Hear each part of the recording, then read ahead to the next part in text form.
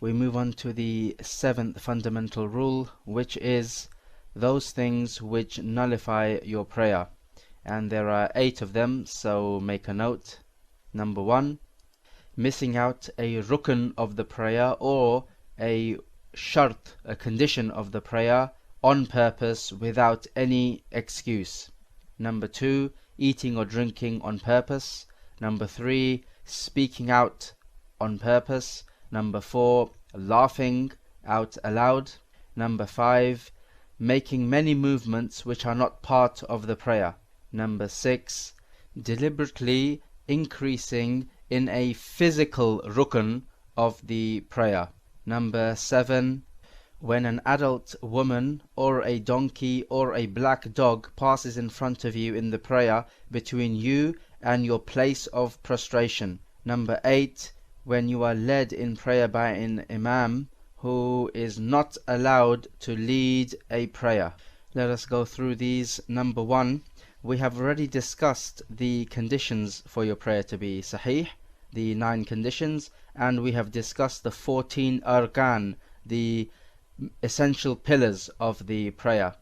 If you miss any one of them out on purpose without an excuse, your prayer is nullified. But if you miss any of them out for an excuse, then your prayer inshallah is sahih. So for example, if you don't stand up in your prayer, and we say that standing up is one of the rukn of the prayer, your prayer is not complete, it is not correct if you don't stand up.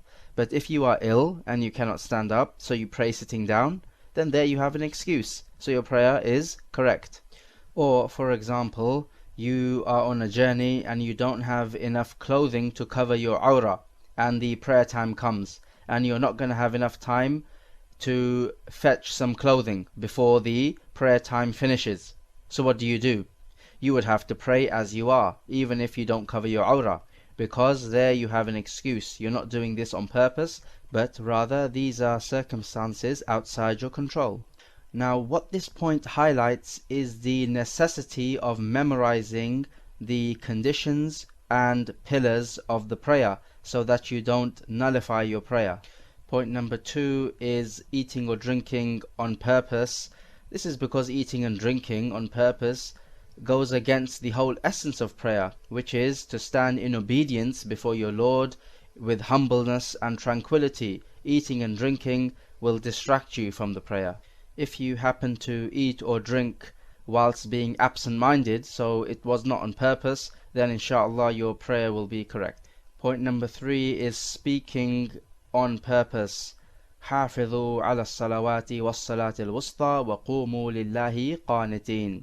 Guard your prayers and guard the middle prayer and stand in obedience before Allah. Jabir ibn Abdullah said that one of us used to speak to his neighbor during the prayer. So Allah Azza wa Jal sent down this ayah. So we were ordered to keep quiet and we were forbidden from talking. If, however, it comes down to it that the person being led in the prayer has to notify the imam of something because he has made a mistake, then he would say Subhanallah. This is for the men, and the women would clap the hands. So she would tap her right hand on the back of her left hand. But if the imam does not understand what you mean, then you can communicate with him using minimal language. So for example, if he forgot to do the second sajda, you could tell him sajda so that he understands. Point number 4 is laughing out aloud. Again, this completely contradicts the whole essence of prayer, which is to stand quietly, humbly and in obedience with tranquility before Allah. The laughing which nullifies the prayer is the laughing out aloud. As for smiling, it doesn't nullify the prayer.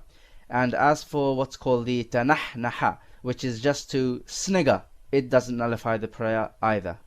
Point number 5 is to make many movements which are not part of the prayer, because this nullifies the tranquility that is required in the salah. So this could be things like constantly looking at your watch, adjusting your clothing, or any other futile activity that's not needed. As for movements for which there is a need, which are not part of the salah, then it is allowed. So for example, if you have to scratch yourself, it has been narrated that Rasulullah ﷺ opened the door whilst he was in prayer for Aisha radiallahu ta'ala anha. So when the need calls for it, you are allowed to make movements that are not part of the prayer. Note that these movements which break the prayer are those which are done continuously and consecutively. Point number 6 is if you were to add a physical rukn, a physical pillar to the prayer. For example, you made 3 sajdas instead of the normal 2. Or you went into ruku', then you went back up again, and then you went into ruku' again. So you made 2 ruku's instead of the usual one. So if you did all of that on purpose, then your prayer is nullified and you have to begin all over again. Of course, reciting Surah Al-Fatiha is also a rukn of the prayer, but if you were to recite Surah Al-Fatiha and then recite it again, so you did it twice instead of the once, then your prayer is fine. It is only when you increase in the physical arkan of the prayer is when your prayer is nullified. This is because increasing in the physical arkan contradicts the image of the prayer, hence nullifying it. And also, as the famous hadith goes, Man amila amalan laysa alayhi amruna fahuwa rad. Whoever does something, some action, some amal, which is not in accordance with our matter, meaning our religion, our deen, then it is rejected.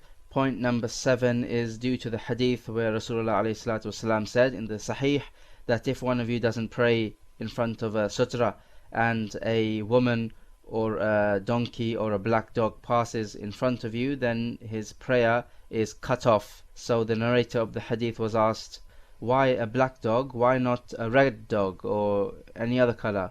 So he said that the black dog is the shaitan. So the matter is clear. If you're praying in front of a sutra and a woman or a donkey or a black dog pass in front of you, then your prayer is cut off. If they pass outside the sutra, it obviously therefore is not cut off. But what if a person is praying and no sutra in front of him? How do we calculate the matter then? Well, we say if the woman or the donkey or the black dog passes between him, meaning where he's standing, and the place of his prostration, meaning where he's going to put his head. So if they pass between these 2 points, then his prayer is cut off. If they pass outside this point, then his prayer still stands.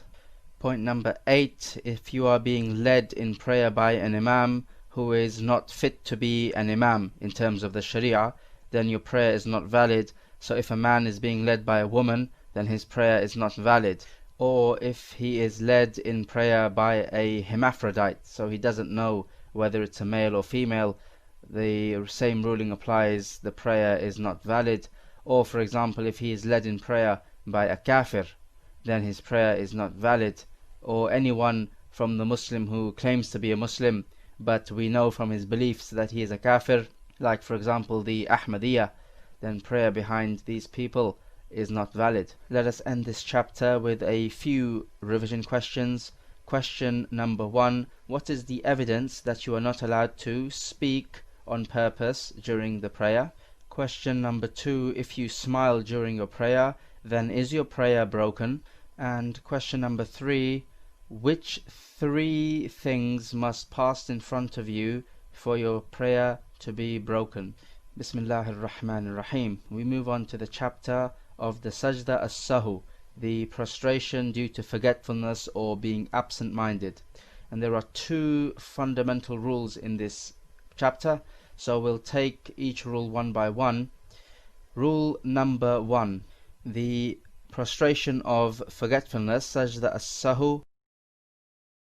The rule is that if you have added something in your salah by way of actions, such as an extra rak'ah, or an extra ruku', or an extra sajda, then the sajda as-sahu is done after the salam. Whereas if you miss something out by accident, such as the first tashahhud or ruku', then the sajda as-sahu is done after the salam. If you are in a 50-50 doubt with regards to how many rak'at you have prayed, for example 3 or 4, Then you go by what you are sure of, which in this case would be 3 rak'at, and then perform the sajda as-sahu before the salam. If your doubt is not a 50-50 doubt, it is more like a 60-40 or 70-30 doubt, where you're a little more sure of one side than the other, then in this case the ruling is different. Rasulullah ﷺ said about the one who doubts in his prayer, فَلْيَتَحَرَّ الصَّوَابِ ثُمَّ لِيُتِمَّ عَلَيْهِ ثُمَّ يَسْجُدْ سَجْدَتَيْن. So he said about the one who doubts, let him go by what is predominant in his thought. So if he has a 70-30 doubt, for example, let him go by what is predominant in his thought. So whatever he's 70% sure of, go by that and complete your prayer on that. And then after you make the salam, you make the sajda as-sahu. So here you're making the sajda as-sahu after the salam. So for example, you're in your prayer and you're not sure precisely how much you have prayed. Is it 3 or 4? But what is predominant in your thoughts is that you have prayed 4. This is what feels a little more correct to you. So you build upon that. You go by you having prayed 4. Then you complete your prayer, you make the salam, and then you do the sajda as-sahu. Then you come back up, and then you do the salam once again to completely finish off the prayer. So you make the salam as normal, you do the sajda sahu, 2 prostrations, then you come back up in the sitting position, and then you make the salam once again to completely free you of the prayer. It has also been reported in the Sahih that Rasulullah ﷺ prayed the Dhuhr prayer as 2 rak'ats, so he forgot. Then it was brought to his notice that you have prayed this as 2 rak'at. So he got up, he prayed the remaining 2 rak'ats, then he made the salam, then he went into prostration, and then he made the salam again. So here he made the sajda as-sahu after the salam. And then after the prostration he completely freed himself by making a second set of salams, one on the right and one on the left as usual. Fundamental rule number 2 is that the sajda as-sahu makes up for the deficiencies in the wajibat of the prayer, but it doesn't make up for any deficiency in the arkan.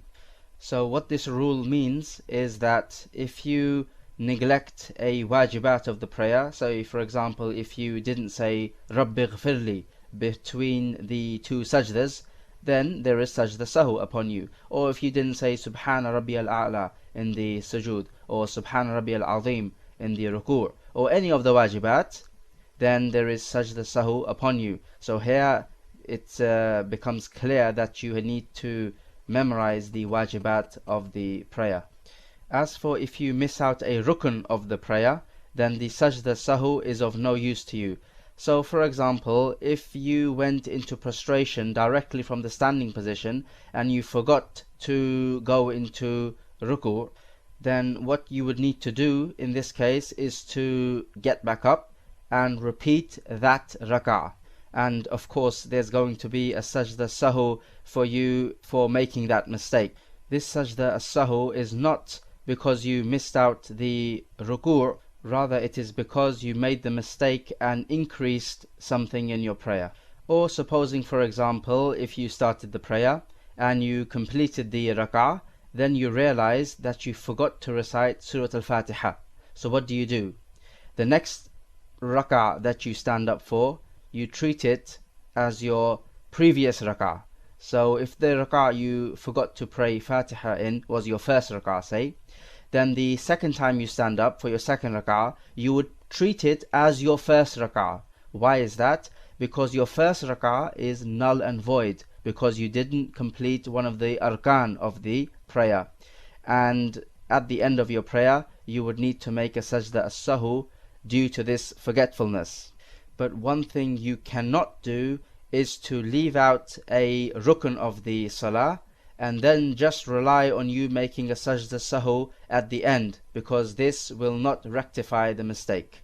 Bismillahir Rahmanir Rahim.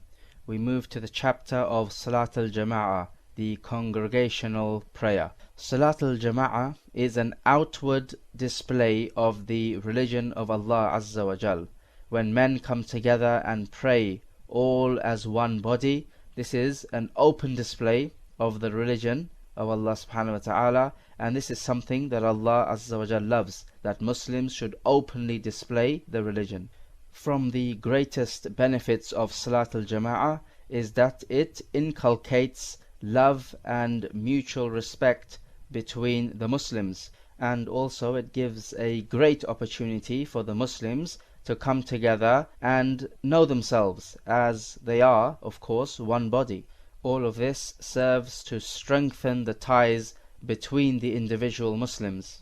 The ruling on Salat al-Jama'ah is that it is wajib on the male who has reached puberty and is sane, so he's not mad. The evidence for this is the hadith in the Sahih: لقد هممت أن آمر بالصلاة فتقام ثم آمر رجلا فيصلي بالناس ثم أنطلق معي برجال معهم حزم من حطب إلى قوم لا يشهدون الصلاة فأحرك عليهم بيوتهم بالنار. He said that I wanted to order a man to lead the people in prayer, and then I set off with my companions who have some firewood, and to go off to those people who are not attending the Salat al-Jama'ah and burn their houses down. So this could not be said except for something that is wajib. It becomes wajib upon you if you live close enough to the masjid to be able to hear the adhan without a loudspeaker. So if we suppose that there is no noise pollution from cars and so on, and somebody was to call out the adhan without a loudspeaker, and if you could hear this adhan, then it would become wajib upon you to attend. The evidence for this is the statement of the Prophet to Abdullah ibn Maktum. He asked him, هل تسمع النداء? Do you hear the call, meaning the call to the adhan? He said, نعم. He said, yes. So the Prophet replied, فأجب, then answer it. So this is an order to answer the call to the prayer, if you live close enough to be able to hear it without a loudspeaker. We shall discuss two fundamental rules in this chapter. The first one is the condition of the person who is led in relation to the Imam, and there are four conditions. Number one, al-musawa, which is that you move the same time the Imam moves. So for example, if the Imam goes into ruku', you go into ruku' exactly at the same time he does. Number two is at-takhalluf, which is you delay your movement after the Imam for a long time. Number three is al-musabaqa, which is you move before the Imam moves. So you go into ruku', for example, before the Imam goes into ruku'. And number four is al-mutaba'a, which is you follow the Imam. So when he moves, you move after he moves without any big delay. Let's go through each of these four. The first one is when you make your movements the same time the Imam makes his movement. So if he goes into ruku', you start going into ruku' exactly the same time he does. So you're evens with the Imam. This is hated during the prayer. It is makruh, because what is legislated for the follower is to follow the Imam, and following the Imam means to make your movements after the Imam has made his movements, meaning after he has finished making his movements. This is the case except for two times during the prayer. The first of these two times is the takbiratul ihram, the first Allahu Akbar. You must do this after the Imam finishes saying his takbiratul ihram. So after the Imam says Allahu Akbar, only then must you start saying Allahu Akbar. If you said it at the same time as his, your prayer is invalid and you need to repeat the takbir, and then your prayer begins properly. The second time in the prayer is when you're saying the taslim, the two salams. You are not allowed to say it at the same time as the Imam. You need to start saying it after he finishes saying the taslim. Now either you could say both of them after he finishes saying both of them, meaning the right and the left, Or you could say the salam on the right after the imam finishes saying the salam on the right, and then you say the one on the left after the imam finishes saying the one on the left. But it is better for you to start saying the right and the left after the imam finishes saying both of them. Number 2 is at-takhalluf, which is that you delay a very long time after the imam moves. Now we can divide this up into two categories: takhalluf for an excuse, and at-takhalluf without an excuse. An example for the first type, meaning for an excuse, is supposing you're following the imam and you're listening to him on the loudspeaker because you're far away from him. And supposing the electricity cuts off, and when the electricity returns again, you find that he is on the second rak'ah. So what you do in this case is that the imam's second rak'ah you treat as your first rak'ah, and you continue on the prayer. Then when the imam makes the salam, of course you're lagging one rak'ah behind the imam, so what you would need to do in this case is to stand up and make up the rak'ah that you missed. As for making a takhalluf without an excuse, so that is deliberately doing it, then let us illustrate this with an example. Supposing the imam goes into the ruku' and you delay going into the ruku' because you are reading your surah, you want to finish off your recitation, so you don't immediately follow him. Now if by the time you make your ruku' the imam is in his ruku', so in other words you make the ruku' with the imam, if this is the case, then there is nothing upon you and your prayer is correct and you just carry on as you are. If by the time you make your ruku' the imam has raised himself up from the ruku', so in other words you don't make the ruku' with the imam, so in this case your prayer is invalid, it is batila, and you need to start all over again. The least that can be said about at-takhalluf is that it is hated, it is makruh, because you must follow the imam, which means you make your movements immediately after he makes his movements. Point number 3 is when you move before the imam. Now we can divide this up into two categories. Number 1, if you did this deliberately whilst knowing that you're not supposed to do this, so for example if you deliberately go into ruku' before the imam goes into ruku', then your prayer is invalid and you must start all over again. If you did this out of absent-mindedness or because you were ignorant of the ruling, then what you would need to do is to go back up if you made the ruku', for example, before the imam, and then after the imam goes into ruku', go back into ruku', and your prayer in that case would be correct because you did this out of absent-mindedness or you did this because you were ignorant of the ruling. And point number 4 is al-mutaba'ah, which is that you follow him. You make your movement immediately after he makes his movement, and this is the sunnah. The evidence for this is the hadith in the Sahih: إنما جعل الإمام ليؤتم به فلا تختلفوا عليه إذا ركع فاركعوا وإذا سجد فاسجدوا وإذا صلى قائما فصلوا قياما وإذا صلى قاعدا فصلوا قعودا. The imam is only been made to be followed, so don't differ from him. When he makes ruku', then make the ruku', and when he makes the prostration, the sujood, then make the sujood. And if he prays sitting, then all of you pray sitting, and if he prays standing, then all of you pray standing. So in other words, this hadith is telling us that the imam needs to be followed strictly, that you mustn't go before him, nor must you go after him after a long time. The fundamental rule number 2 is excuses which allow a man to not attend Salat al-Jama'ah, and there are 7 of these, so let us have a look. Number 1, illness. Number 2, if you are afraid. Number 3, if you have to go to the toilet to relieve yourself. Number 4, whoever fears losing his wealth. Number 5, when there is rainfall, a downpour, or extremely strong wind like gale force.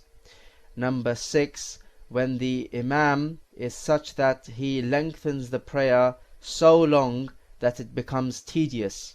And number 7, when the Imam is such that he shortens the prayer so short that you cannot actually pray properly.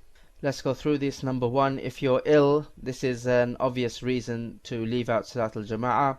لا يكلف الله نفسا إلا وسعها. Allah does not burden a soul more than it can bear.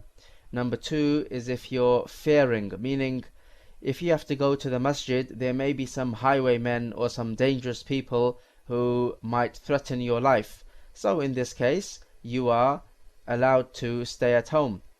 And again, لا يكلف الله نفسا إلا وسعها. Allah Azza wa Jal does not burden a soul more than it can bear.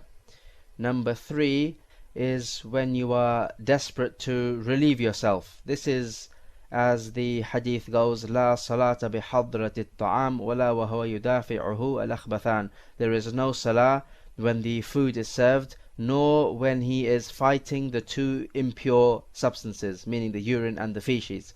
So what we can say here is that if you need to relieve yourself and you're so desperate, then you must do that first and then go to the prayer.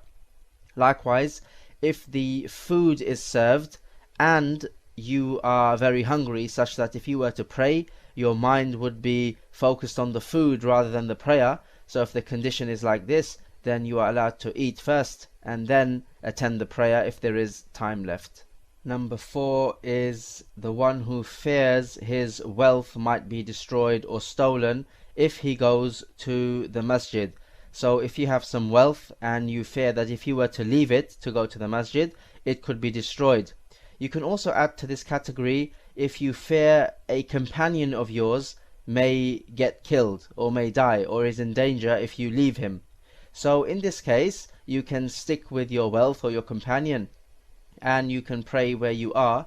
The reason for you not attending the masjid here is because if you were to attend the Salat al-Jama'ah, your mind would be focused on your wealth being destroyed. So you would not be able to focus on the prayer properly. Number 5 is the strong wind or the rain.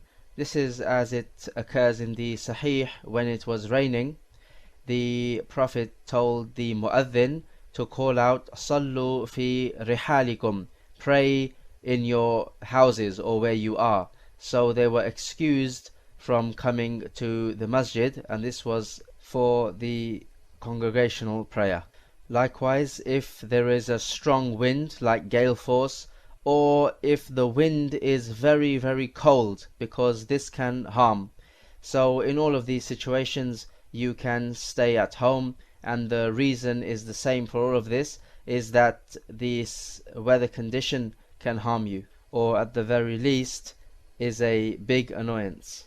We can take number 6 and 7 together. This is the Imam making the prayer far too long or far too short, meaning either extremes. The evidence for this is when Ibn Abbas used to lead his people in Salat al-Isha.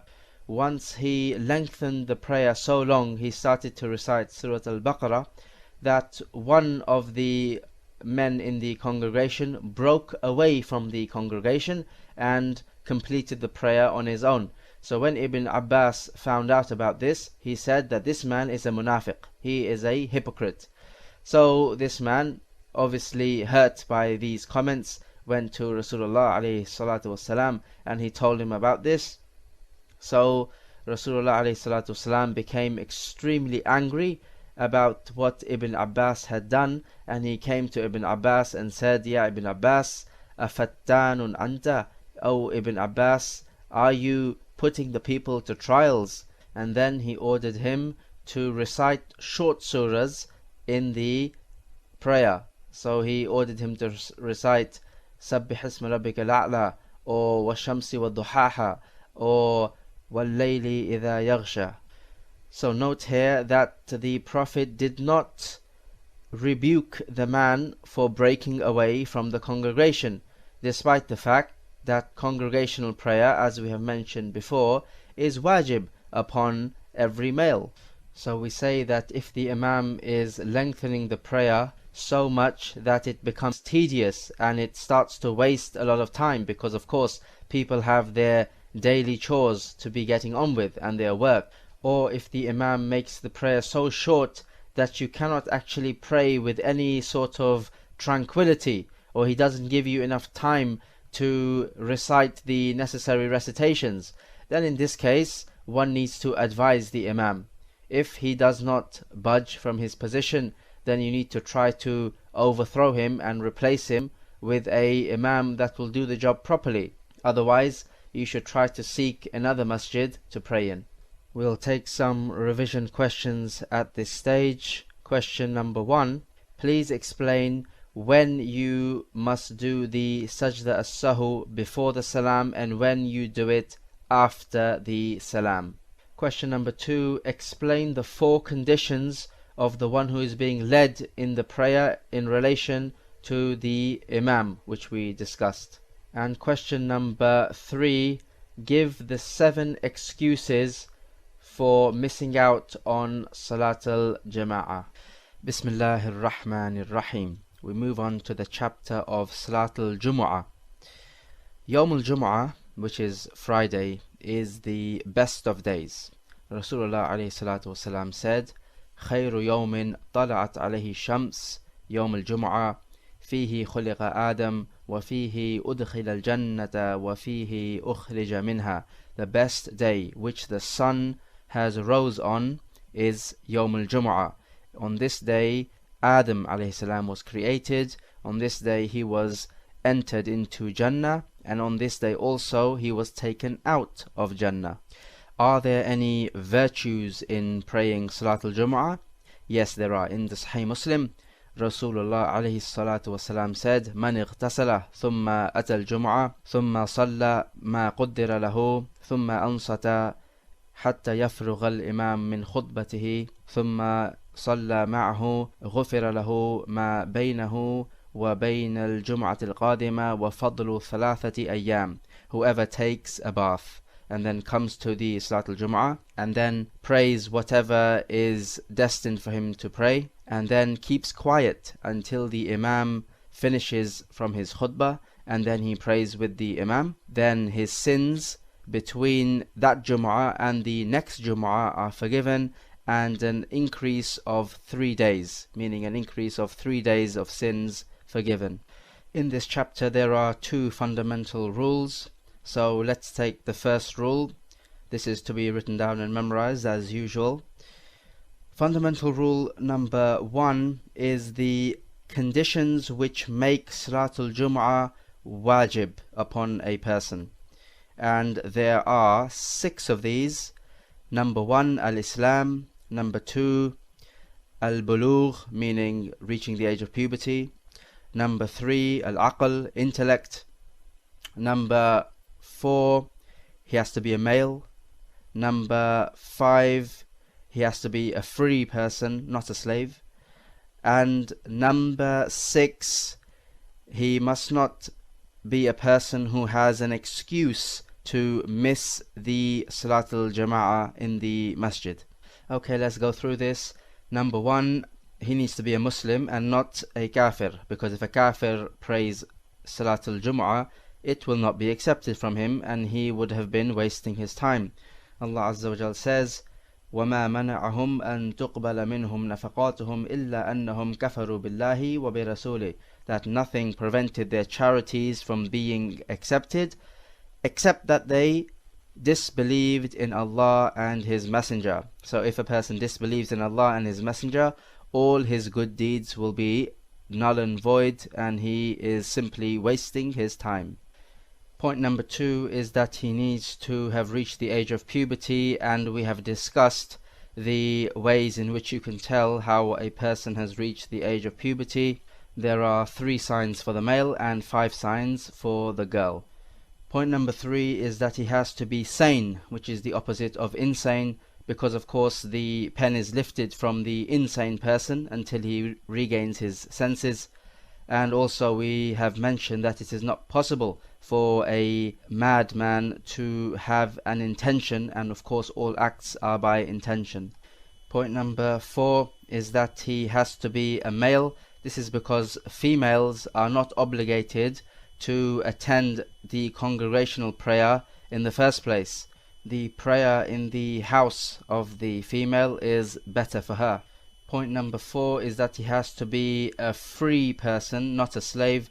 This is due to the hadith where Rasulullah ﷺ said there is no Jum'ah on 4 types of people, and he mentioned them. He said a woman, a little child under the age of puberty, a slave, and an ill person. So the point here is that there's no Jum'ah on a slave. Scholars have differed in this issue. Some said that there is Jum'ah on a slave person due to the generality of the evidences. The middle opinion on this is that if the master of the slave allows him to go to Yawm al-Jum'ah, then it's an obligation upon him, otherwise it is not, and this is not a bad opinion. Point number 6 is that he must not have an excuse to miss the Salat al-Jama'ah, and you'll remember in the previous chapter we discussed the excuses for missing the Salat al-Jama'ah. Also for Salat al-Jum'ah there is one more excuse, and this is that you are a traveler, because Salat al-Jum'ah is not an obligation for the traveler. The evidence is that Rasulullah ﷺ used to travel a lot, and during his travels he would not pray Salat al-Jum'ah, but rather he would pray Dhuhr, shortening it to 2 rak'ahs. If you have traveled to a place and you are staying there for 4 days or less, then you are a traveler and Salat al-Jum'ah is not obligatory upon you. If you are staying at that place for more than 4 days, then you are a person who is what's called muqim, meaning staying or resident at the place. Therefore Salat al-Jum'ah would be obligatory upon you in this case. Also note that if you're staying in a place for 4 days or less, then you can shorten the 4 rak'ah prayers to 2 rak'ah. Fundamental rule number 2, this is the conditions for the Salat al-Jum'ah to be sahih, to be correct. And there are 3 conditions. Number 1, all the conditions for a normal salah to be correct. Number 2, the correct number of people must be attending. And number 3, there must be 2 khutbahs before the prayer. Let's go through this. Number 1, all the conditions for a normal prayer to be correct is also a condition for Salat al-Jum'ah to be correct. And we have mentioned these conditions and you should have memorized them, so therefore we won't bother go through them. Point number 2 is that there need to be a correct number of people attending the Salat al-Jum'ah. There are various opinions in this issue, but what appears to be the correct opinion is that Salat al-Jum'ah is correct with the minimum number of 3. 1 khatib, 1 person giving the khutbah, and 2 others attending. The evidence for this is found in Sunan Abi Dawud, and the hadith is Hasan, which means it is acceptable. He said, ما من ثلاثة في قرية لا تقام فيهم الصلاة إلا استحوذ عليهم الشيطان. There are no 3 people in a village who do not establish the prayer except that shaitan has overcome them. So this must also include Salat al-Jum'ah. Other scholars said you could do Salat al-Jum'ah with 2 people, and this is a good opinion, but it appears that the former opinion is safer. Note here also that the Salat al-Jum'ah is wajib upon people who are living in towns, villages and cities. As for those who are living in houses scattered in the countryside, it is not wajib upon them, because Rasulullah ﷺ did not order the badi, the people living in the desert areas outside the cities, to attend Salat al-Jum'ah. It is not wajib upon them. Therefore it is only wajib for people living in towns, cities and villages. Point number 3 is that there must be 2 khutbahs before the prayer. These khutbahs must be given standing up, and you sit once in between them, so they become 2 khutbahs, and divided in between them with a sitting. These khutbahs are given in the proper time, which is the same time as Salatul Dhuhr. Salatul Jum'ah has the same time as Salatul Dhuhr, and this is the correct opinion. So after the sun declines from the zenith, the Imam can start giving the khutbah. That's of course after the adhan. These 2 khutbahs must be in a language in which the congregation understands. So if the congregation, all of them understand English, then the khutbah must be in English. If very few people or no people in the congregation understand Arabic, then giving the khutbah in the language of Arabic has no use. The whole point about the khutbah is not some sort of ritual that you do in Arabic, but rather it is to give a reminder to the congregation, and this cannot be done except in their language. The procedure is that the Imam comes to the minbar, he stands up and he gives the salam to the congregation.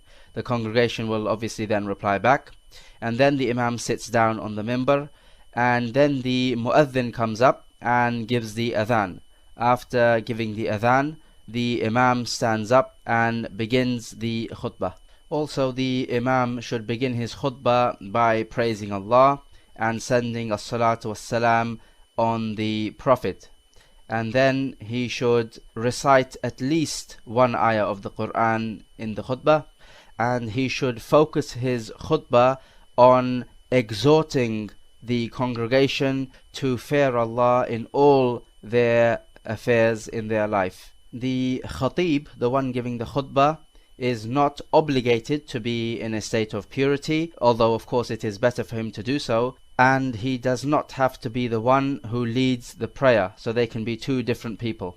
Let us have a few revision questions. Question number 1. Identify 4 types of Muslims on whom Salatul Jum'ah is not an obligation. Question number 2. What time does Salatul Jum'ah begin? Question number 3. Is it obligatory for the Jum'ah khutbah to be in Arabic? If it is not, justify your answer.